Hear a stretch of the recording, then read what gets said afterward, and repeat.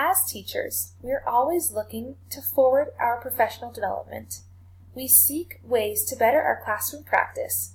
We stay up late preparing lessons and finding the right material to connect to our students. But what if I told you our best resources are sitting in our classrooms every single day? Our creative minds are not the only ones that show up to class.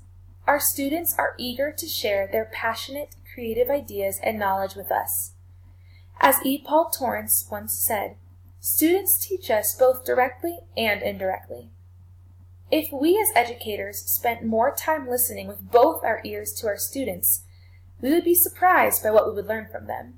The young minds filling our empty seats each day are full of bright, creative ideas. For our next professional development day, instead of letting another one of us drone on about the importance of classroom management, let's hear from one of our students. He has a thing or two to tell us, and if we're open to it, we just might learn a thing or two from him.